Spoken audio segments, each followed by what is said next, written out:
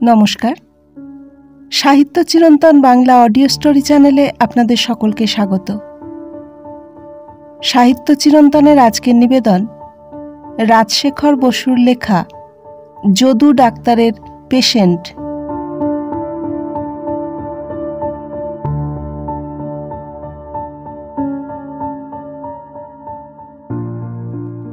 ক্যালকাটা ফিজিসার্জি ক্লাবের সাপ্তাহিক সান্ধ্য বৈঠক বসেছে। আজ বক্তৃতা দিলেন doctor Harish Chakladar, MD, LRCP, MRCS. মৃত্যুর লক্ষণ সম্বন্ধে তিনি অনেকক্ষণ ধরে অনেক কথা বললেন। 4-5 ঘন্টা শ্বাসরোধের পরেও আবার নিঃশ্বাস পড়ে, ফাঁসির পরেও কিছুক্ষণ হৃদস্পন্দন চলতে থাকে, 2 হাত 2 পা কেটে গেলেও এবং দেহের অর্ধেক রক্ত বেরিয়ে গেলেও মানুষ বাঁচতে পারে, ইত্যাদি। অতএব রাইগার মর্টিস না হওয়া পর্যন্ত, অর্থাৎ দ্বিজেন্দ্রলালের ভাষায় কুঁকড়ে আড়ষ্ট হয়ে না গেলে একেবারে নিঃসন্দেহ হওয়া যায় না। বক্তৃতা শেষ হলে যথারীতি ধন্যবাদ দেওয়া হলো। কেউ কেউ নানা রকম মন্তব্যও করলেন। বক্তার সহপাঠী ক্যাপ্টেন বেনি দত্ত বললেন, হরিশ, তুমি বড্ড হাতে রেখে বলেছ। আসল কথা হচ্ছে, ধর থেকে মুন্ডু আলাদা না হলে নিশ্চিন্ত হওয়া যায় না। শিবপুরের দশরথ কুণ্ডুর কথা শোনোনি বুঝি? বুড়ো হাড় কঞ্জুস, অগাধ টাকা, মরবার নামটি নেই। ছেলে রামচাঁদ হতাশ হয়ে পড়ল। অবশেষে একদিন বুড়ো মুখ থুবড়ে পড়ে গেল। নিঃশ্বাস বন্ধ হলো, নাড়ি থামল, শরীর হিম হয়ে ছিটকে গেল। ডাক্তার বললে, আর ভাবনা নেই রামচাঁদ, তোমার বাবার নিতান্তই মরেছেন। রামচাঁদ ঘটা করে বাপকে ঘাটে নিয়ে গেল, বিস্তর চন্দন কাঠ দিয়ে চিতা সাজালে। তারপর যেমন খড়ের নুড়ো জেলে মুখাগ্নি করতে যাবে, অমনি বুড়ো উঠে বসল। হ্যাঁ, এসব কি বলেই ছেলের গালে এক চড়। সবাই ভয় পালালো। বুড়ো গটগট করে বাড়ি ফিরে এসে ঘটককে ডাকিয়ে এনে বললে, রেমোকে ত্যায্য পুত্তুর করলুম, আমার জন্য একটা পাত্রী দেখো। সভাপতি ডাক্তার যদুনন্দন গড়গড়ি একটা ইজি চেয়ারে শুয়ে নাক ডাকিয়ে ঘুমুচ্ছিলেন। এর বয়স এখন 90, শরীর ভালোই আছে, তবে কানে একটু কম শোনেন আর মাঝে মাঝে খেয়াল দেখে আবোল তাবোল বকেন। ইনি কোথায় ডাক্তারি শিখেছিলেন, কলকাতায় কি বোম্বাইয়ে কি রেঙ্গুনে, তা লোকে জানে না। কেউ বলে ইনি সেকেলে ভিএলএমএস, কেউ বলে ওসব কিছু নন, ইনি হচ্ছেন খাঁটি হ্যামার ব্র্যান্ড, অর্থাৎ হাতুড়ে। নিন্দুকেরা যাই বলুক, এককালে এর অসংখ্য পেশেন্ট ছিল। সাধারণ লোকে একে খুব বড় সার্জন মনে করত। প্রায় 25 বৎসর প্র্যাকটিস ছেড়ে দিয়ে ইনি এখন ধর্ম, কর্ম, সাধুসঙ্গ আর শাস্ত্রচর্চা নিয়ে দিন কাটাচ্ছেন। ক্লাবের বাড়িটি ইনিই করে দিয়েছেন, সেজন্য কৃতজ্ঞ সদস্যগণ একে আজীবন সভাপতি নির্বাচিত করেছেন। সকলেই একে শ্রদ্ধা করেন, আবার আড়ালে ঠাট্টাও করেন। হাসির শব্দে ডাক্তার যদু গড়গড়ির ঘুম ভেঙে গেল। মিটমিট করে তাকিয়ে প্রশ্ন করলেন, ব্যাপারটা কি? হরিশ চাকলাদার বললেন, আগে এই বেনি বলছে, ধর থেকে মুন্ডু আলাদা না হলে মৃত্যু সম্বন্ধে নিশ্চিন্ত হওয়া যায় না। যদু ডাক্তার বললেন, হ্যাঁ, এই বেনিটা চিরকেলে মুখ্য। বিলেত থেকে ফিরে এসে মনে করেছে ও সব জানতা হয়ে গেছে। জীবন মৃত্যু তুমি কতটুকু জানো হে ছোকরা? ক্যাপ্টেন বেনি দত্ত ছোকরা নন, বয়স 40 পেরিয়েছে। হাত জোড় করে বললেন, কিছুই জানি না স্যার, আমি তামাশা করে বলছিলুম। তামাশা? মরণ বাঁচন নিয়ে তামাশা? যদু ডাক্তার চিরকালই দুর্মুখ, তার অত পসার হওয়ার এও একটা কারণ। লোকে মনে করত রোগী আর তার আত্মীয়দের যে ডাক্তার বেপরোয়া ধমক দেয়, সে সাক্ষাৎ ধন্বন্তরী। বয়স বৃদ্ধির ফলে তার মেজাজ আরও খিটখিটে হয়েছে, কিন্তু তার কটুবাক্যে কেউ রাগ করে না। তাকে শান্ত করবার জন্য ডাক্তার অশ্বিনী কুমার সেন, এমবিবিএস, কবিরত্ন বৈদ্যশাস্ত্রী বললেন, এই স্যার, আজকের সাবজেক্ট সম্বন্ধে আপনি কিছু বলুন। যদু ডাক্তার বললেন, এই আমার কথা তোমরা বিশ্বাস করবে কেন? আমার তো এখন ডোটেজ, যাকে বলে ওই ভীমরতি। অশ্বিনী সেন বললেন, সে তো মহাভাগ্যের কথা। ৭৭ বৎসরের ৭ম মাসের ৭ম রাত্রির নাম ভীমরথী। আপনি তা বহুকাল পার করেছেন। আমাদের শাস্ত্রে বলে, এই দুস্তরা রাত্রি অতিক্রম করে যিনি বেঁচে থাকেন তার প্রতিদিনই যজ্ঞ, তার চলাফেরা বিষ্ণু প্রদক্ষিণের সমান, আর তার বাক্যই মন্ত্র, নিদ্রাই ধ্যান। যে অন্ন খান তাই সুধা। আপনার কথা বিশ্বাস করব না, সে কি একটা কথা হলো? কিন্তু ওই বেনি কাঁপতেন, ও বিশ্বাস করবে? বেনি দত্ত আবার হাত জোর করে বললেন, নিশ্চয়ই করব স্যার, যা বলবেন তা বেদবাক্য বলে মেনে নেব। যদু ডাক্তার প্রসন্ন হয়ে বললেন, নেহাত যদি শুনতে চাও তো শোনো, কিন্তু তোমরা হয়তো ভয় পাবে। বেনি দত্ত বললেন, যদি ভুতুড়ে কাণ্ড না হয় তবে ভয় পাবো কেন স্যার? না না, ভুতুড়ে নয়, কিন্তু যে কেস হিস্ট্রি বলছি তা অতি ভীষণ। অথচ এতে শুধু সার্জারির ক্লাইম্যাক্স নয়, প্রেমেরও পরাকাষ্ঠা পাবে। বাহ, বিভীষিকা, সার্জারি আর প্রেম, এর চাইতে ভালো কম্বিনেশন হতেই পারে না। আপনি আরম্ভ করুন স্যার, আমরা শোনবার জন্য ছটপট করছি। ডাক্তার যদুনন্দন গড়গড়ি বলতে লাগলেন, প্রায় ৩৫ বৎসর আগেকার কথা। তখন তোমাদের ওই সালফা পেনিসিলিন আর স্ট্রেপ্টোক্লোরোনা টেরা কি বলে গিয়ে এইসব রেওয়াজ হয়নি। কারো বাড়িতে অপারেশন হলে আয়োডোফর্মের খোঁজবায় পাড়া শুদ্ধ মাত হয়ে যেত। লোকে বুঝতো, হ্যাঁ, চিকিৎসা হচ্ছে বটে। তা আমি তখন কালীঘাটে বাস করতুম।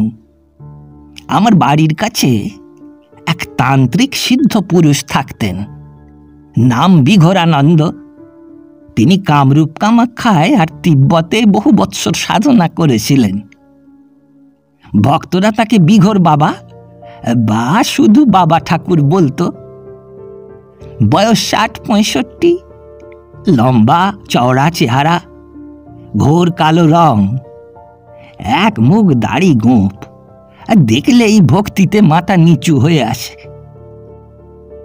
আমি তার কার্বাঙ্কল অপারেশন করেছিলাম। একটু চাঙ্গা হবার পর একগোছা নোট আমার হাতে দেবার চেষ্টা করলেন। হাত টেনে নিয়ে আমি বললুম, করেন কি? আপনার কাছে কি আমি ফি নিতে পারি? বিগর বাবা একটু হেসে বললেন, তুমি না নিলেও ও টাকা তোমার হয়ে গেছে। তা কথাটার মানে তখন বুঝতে পারিনি। তাকে নমস্কার করে বিদায় নিলুম। বাড়ি ফিরে এসে পকেটে হাত দিয়ে দেখি একটা ভূর্জপত্রের মোড়কে 10টা গিনি রয়েছে। বুঝলুম বিঘোর বাবার দান তার অলৌকিক শক্তিতে এই আমার পকেটে চলে এসেছে। তারপর থেকে মাঝে মাঝে তার কাছে যেতুম, নানা রকম আশ্চর্য তত্ত্ব কথা শুনতুম। বছরখানিক পরে তিনি কালীঘাট থেকে চলে গেলেন। তার একজন বড়লোক ভক্ত ওই ত্রিবেণীর কাছে গঙ্গার ধারে একটি আশ্রম বানিয়ে দিয়েছিলেন। সেইখানে গিয়ে রইলেন।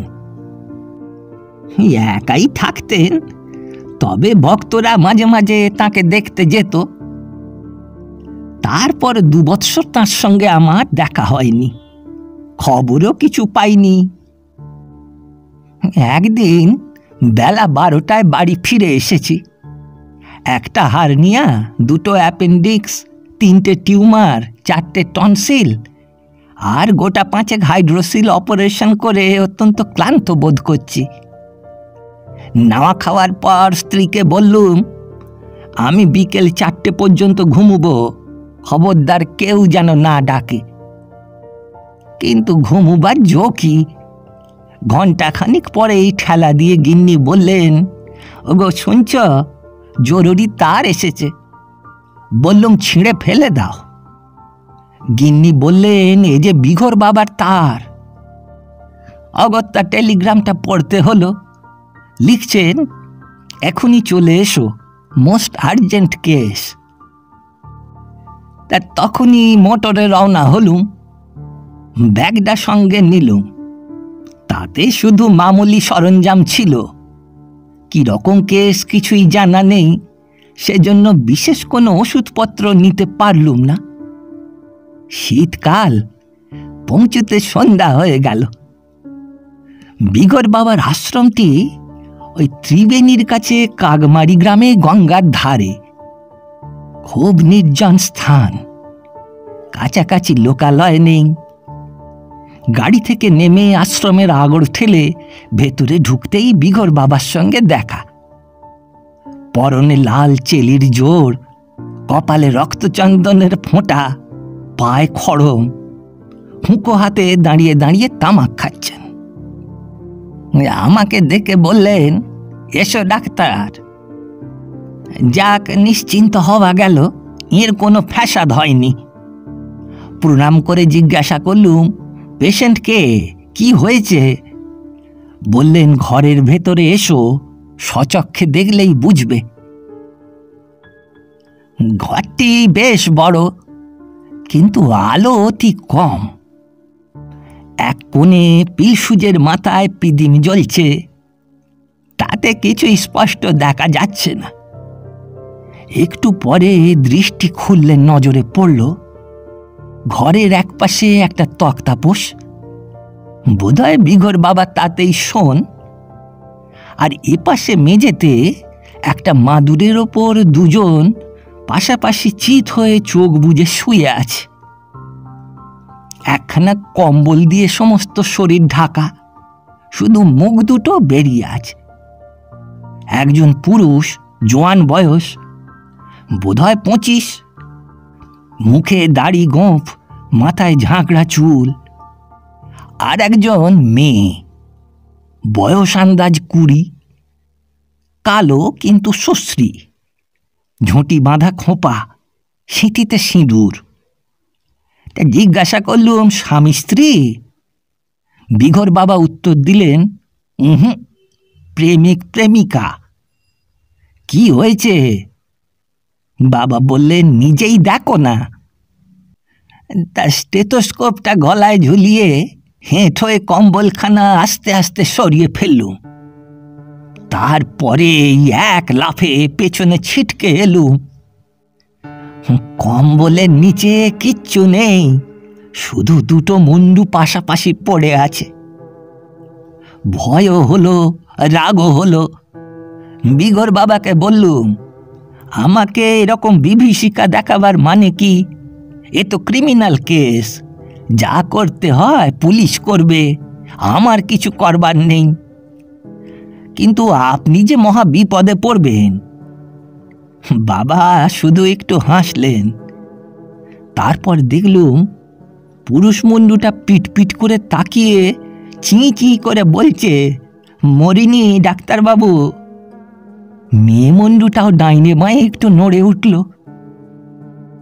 ডিসেকশন রুমে বিস্তর মরা ঘেঁটেছি, হরেক রকম বিভৎস লাশ দেখেছি, কিন্তু এমন ভয়ঙ্কর পিলে চমকানো ব্যাপার কখনো দৃষ্টিগোচর হয়নি। আমি আঁতকে উঠে পড়ে যাচ্ছিলুম। বিঘর বাবা আমাকে ধরে ফেলে বললেন, ওহে গড়গড়ি ডাক্তার, ভয় নেই, মুন্ডু কাটা গেছে, কিন্তু আমি এদের বাঁচিয়ে রেখেছি। মৃত সঞ্জীবনী বিদ্যা শুনেছ? তার প্রভাবে এরা এখনো বেঁচে আছে। সেই শীতে আমার গা দিয়ে ঘাম ঝরছিল। কোনো রকমে নিজেকে সামলে নিয়ে বললুম, এদের ধড় কোথায় গেল? বাবা বললেন, ওই যে ওই কোণটায় কম্বলের নিচে পাশাপাশি শুয়ে আছে। বিঘর বাবা আমার হাত ধরে টেনে নিয়ে গিয়ে বললেন, এই ধড় দুটোও বাঁচিয়ে রেখেছি, দেখো না তোমার চোঙা লাগিয়ে। স্টেথোস্কোপের দরকার হলো না। বুকে হাত দিয়ে দেখলুম হার্ট আর লাংস ঠিকই চলছে, তবে একটু ঢিমে। বিঘর বাবাকে বললুম, ধন্য আপনার সাধনা, বিলিতি বিজ্ঞানের মুখে আপনি জুতো মেরেছেন।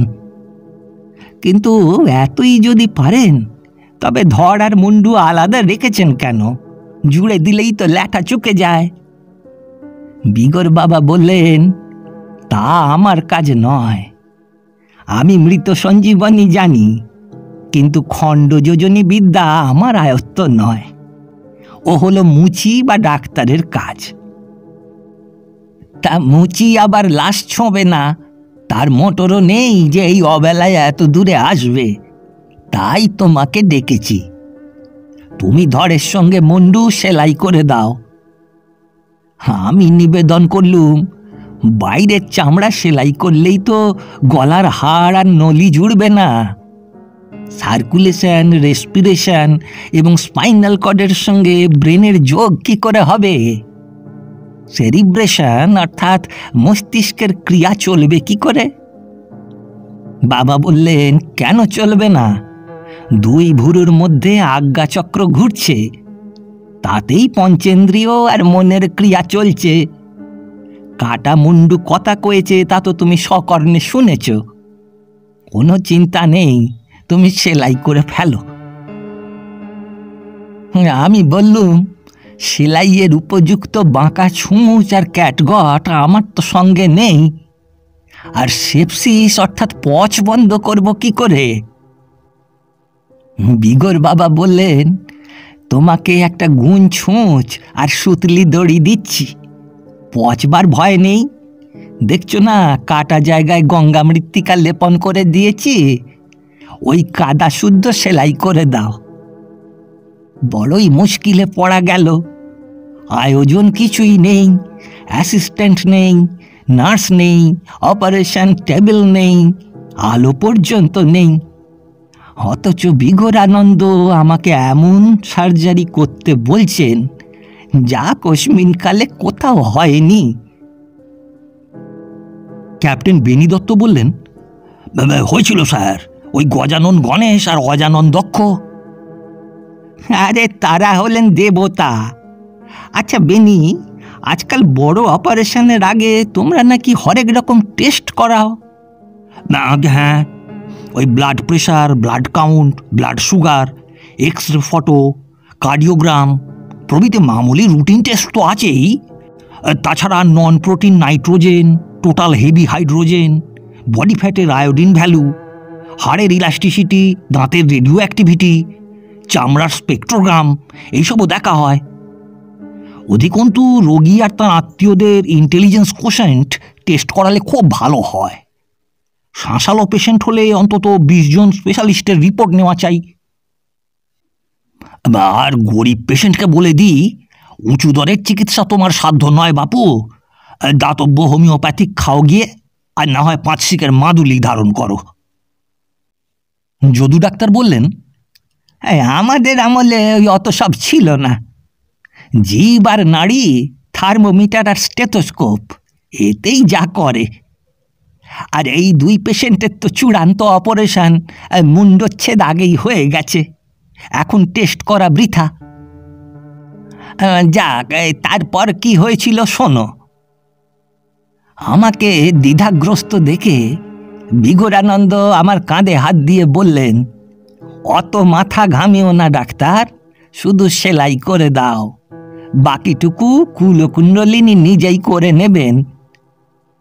আমি বললুম, বাবা ঠাকুর, ধরের সঙ্গে মুন্ডু সেলাই করা সার্জেনের কাজ নয়, থিয়েটারের বাবা মুস্তাফার কাজ। বেশ, আপনার আজ্ঞা পালন করব, কিন্তু এই দুজনের হিস্ট্রি তো বললেন না, এদের এমন দশা হলো কি করে? বিগরানন্দ এই ইতিহাস বললেন। ওই মেয়েটার নাম পঞ্চি, ওর বাপ হরিকামার বাঁশবেড়েতে থাকে।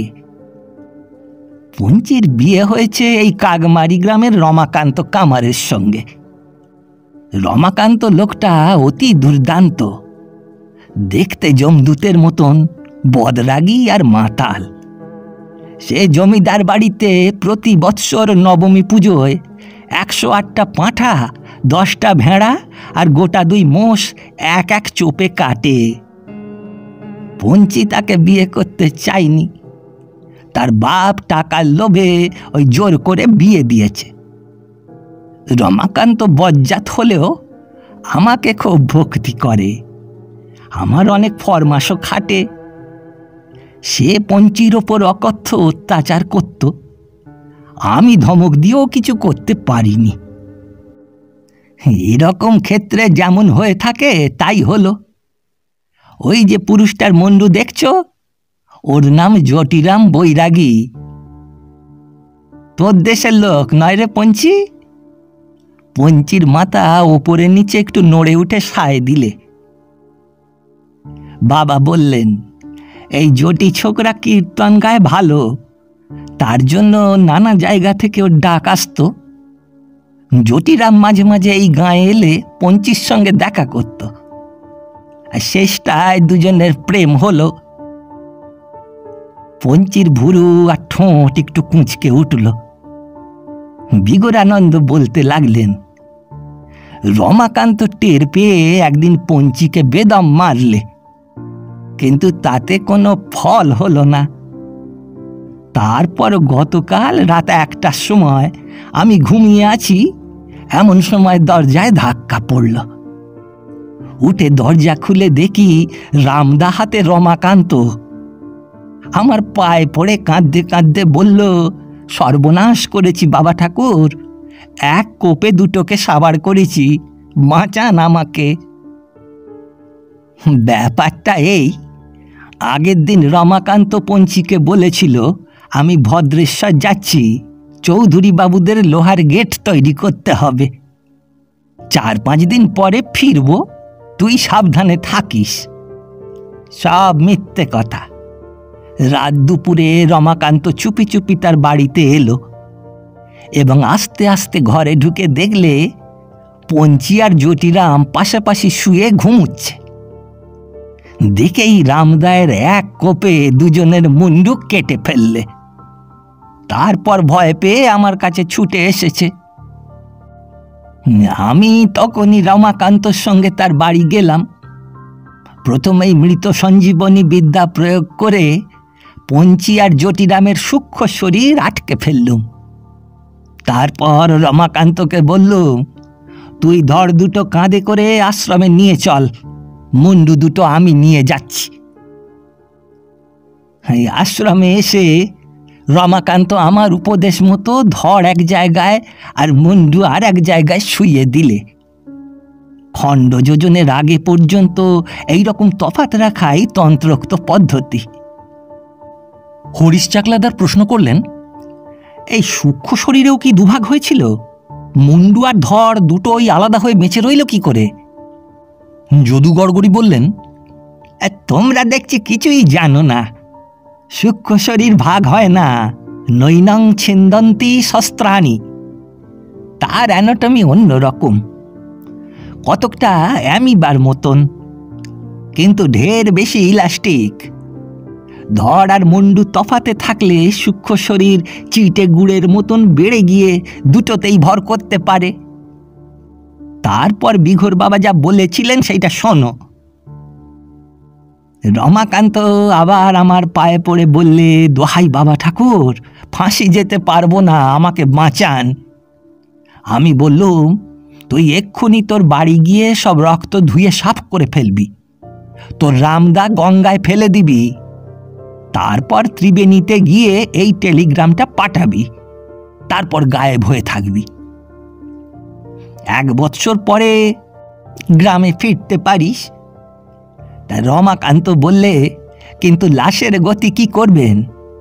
পুলিশ টের পেলেই তদারক করতে আসবে, আপনাকেই আসামি বলে চালান দেবে। আমি বললুম, তোকে তো ভাবতে হবে না, যা বলেছি তাই করবি। রমাকান্ত যে আজ্ঞে বলে চলে গেল। আমার সেই টেলিগ্রাম পেয়ে তুমি এসেছ। এখন আর দেরি নয়, রাত 8টায় অশ্লেষা পড়বে, তার আগেই সেলাই করে ফেলো, নইলে জোর লাগবে না। ওই গুঞ্জ ছুঁচ আর সুতলি নিয়ে আমি সেলাই করতে যাচ্ছি, এমন সময় দেখলুম মুন্ডু দুটো ফিস ফিস করে আপসের মধ্যে কথা বলছে। ক্রমশ পঞ্চির কণ্ঠস্বর চড়া হয়ে উঠল। বিঘোর বাবা ধমক দিয়ে বললেন, এই পঞ্চি, চেঁচাসনি? আরে গেল যা, এখনো ঘাড়ের ওপর মুন্ডু বসেনি, এর মধ্যেই গলাবাজি শুরু করেছে। পঞ্চি ডাকলো, ও বাবা ঠাকুর, একবারটি শুনুন তো। বিঘোর বাবা উবু হয়ে অনেকক্ষণ ধরে কান পেতে পঞ্চি আর জটিরামের কথা শুনলেন। তারপর আমাকে বললেন, ওহে ডাক্তার, এরা বলছে যে জটির ধরে পঞ্চির মুন্ডু আর পঞ্চির ধরে জটির মুন্ডু লাগাতে হবে। আমিও ভেবে দেখলুম এই ব্যবস্থাই ভালো। আমি স্তম্ভিত হয়ে বললুম, এ কি রকম কথা বাবা ঠাকুর? মুন্ডু বদল হতেই পারে না, ভিয়েনা কনভেনশনে তার কোনো স্যাংশন নেই। এমন অপারেশন মোটেই এথিক্যাল নয়, আমাদের প্রফেশনাল কোডের একদম বাইরে। বিঘোর বাবা বললেন, আরে রেখে দাও তোমার কোড। পঞ্চি যদি নিজের ধর আর মুন্ডু নিয়ে বেঁচে ওঠে তবে যে আবার রমাকান্তর কবলে পড়বে। মুন্ডু বদল করলে এদের নবকলেবর হবে, কোনো গোলযোগের ভয় থাকবে না। আর একটা মস্ত লাভ এই হবে যে কখনো এদের ছাড়াছাড়ি হবে না। জটিরাম যদি আগে মরে তবে তার ধর নিয়ে পঞ্চির মুন্ডু বেঁচে থাকবে, আর পঞ্চি যদি আগে মরে তবে তার ধরটা জটির মুন্ডু নিয়ে বেঁচে থাকবে। এ পঞ্চিটা অত্যন্ত চালাক, এর মাথা থেকে এই বুদ্ধি বেরিয়েছে। জটিরাম হচ্ছে হাঁদারাম। কালই আমি ভৈরব মতে এদের বিয়ে দেব, আমার আশ্রমেই এরা বাস করবে। আমি প্রশ্ন করলুম, ধর আর মুন্ডু বদল হলে কে পঞ্চি কে জটিরাম তা স্থির হবে কি করে? বিঘোর বাবা বললেন, মাথা হলো উত্তমাঙ্গ, মাথা অনুসারেই লোকের নাম হয়, ধর জারি হোক। ক্যাপ্টেন বেনি দত্ত জনান্তিকে বললেন, কিন্তু ওই গণেশ আর দক্ষের বেলায় তো তা হয়নি। যদু ডাক্তার বলতে লাগলেন, এরপর আর আপত্তি করা চলে না। অগত্যা খণ্ড যোজনের জন্য প্রস্তুত হলাম। অ্যানাস্থেটিক দরকার হলো না। বিঘোর বাবা মাথায় আর গলায় হাত বুলিয়ে অসাড় করে দিলেন, কিন্তু ভোঁতা গুনছুঁচ আর খসখসে পাটের সুতলি দিয়ে চামড়া ফোঁড়া গেল না। বিঘোর বাবা বললেন, এই পিদিম থেকে রেড়ি তেল নিয়ে ছুঁচ আর সুতোয় বেশ করে মাখিয়ে নাও। তাই নিলুম। লুব্রিকেট করার পর কাজ সহজ হলো। আধ ঘন্টার মধ্যে মুন্ডুর সঙ্গে ধর সেলাই করে ফেললুম। তারপর বিঘোর বাবাকে বললুম, এখন এদের শরীরে কিছু তাজা রক্ত পুড়ে দেওয়া দরকার। অভাবে 500 সিসি গ্লুকোজ স্যালাইন, কিন্তু এই পাড়া গাঁয়ে জোগাড় হবে কি করে? যদি নেহাতি বেঁচে থাকে তবে এরপর কিছুদিন লিভার এক্সট্র্যাক্ট, ব্লাড স্পিল আর ভিগারোজন খাওয়াতে হবে, নইলে গায়ে জোর হবে না। বিঘোর বাবা বললেন, ওসব ছাই ভস্য চলবে না বাপু, এখন এরা সমস্ত রাত ঘুমুবে। কাল সকালে জেগে উঠলে ঝোলা গুড় দিয়ে খান কতক রুটি পথ্য করবে।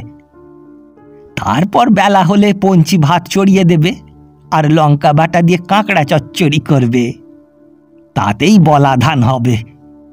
আর জটিরাম আবার গাঁজা খায়, নাই রে জটে?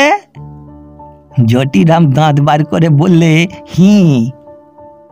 বিঘোর বাবা বললেন, বেশ তো, কাল সকালে আমার প্রসাদী ছিলিমে 2-1 টান দিস। এখন খাওয়া চলবে না, গলার জোর পোক্ত হতে 4-5 ঘন্টা সময় লাগবে। এখন খেলে সেলাইয়ের ফাঁক দিয়ে সব ধোঁয়া বেরিয়ে যাবে। আর দেখো ডাক্তার, তোমার ফি কিছু দেব না, আজ তুমি যা দেখলে তারই দাম লাখ টাকা। আমি উত্তর দিলুম, তাতে কোনো সন্দেহ নেই বাবা, আমার চক্ষুকর্ণ সার্থক হয়েছে, অহংকার চূর্ণ হয়েছে, গা দিয়ে ঘাম ছুটছে, আগা পাস্তলা রোমাঞ্চিত হচ্ছে। আমি ধন্য হয়ে গেছি। এখন অনুমতি দিন আমি বাড়ি ফিরে যাই। দুরোজ ব্রোমাইড খেয়ে নার্ভ ঠান্ডা করে শুয়ে পড়ি। এই বলে প্রণাম করে সেই রাত্রেই কলকাতায় ফিরে এলুম। ডাক্তার অশ্বিনী সেন বললেন, কি আশ্চর্য মতো পরম। ডাক্তার হরিশ চাকলাদার বললেন, ফ্ল্যাবারগাস্টিং মিরাকেল। ক্যাপ্টেন বেনি দত্ত বললেন, অতি খাসা। পরকীয়া প্রেমের এমন পারফেক্ট পরিণাম বৈষ্ণব সাহিত্যেও নেই, আর সিম্বায়োসিসের এমন চমৎকার দৃষ্টান্ত বায়োলজির কেতাবেও পাওয়া যায় না। আচ্ছা স্যার, নায়ক নায়িকার তো একটা হিল্লে লাগিয়ে দিলেন, কিন্তু রমাকান্তর কি হলো? ডাক্তার যদু গড়গড়ি বললেন, শুনেছি 1 বছর পরে সে চুপি চুপি বিঘর বাবার আশ্রমে এসেছিল, কিন্তু জটি আর পঞ্চিকে দেখে ভূত পেতনি মনে করে তখনই ভয় পালিয়ে যায়। আর তারপর থেকে সে নিরুদ্দেশ। আহা, তার জন্য দুঃখ হয়। বেচারা খুন করেও বউকে সায়স্তা করতে পারল না। আর নামটাই যে অপয়া। ডাইনে বাঁয় যেদিক থেকে পড়ুন পাবেন রমাকান্ত কামার। ওই আমাদের সুবল বসুও তো তার দুমুখ নামের জন্য উন্নতি করতে পারছে না। আচ্ছা, তারপর আর কখনো আপনি পঞ্চি আর জটিরামকে দেখেছিলেন?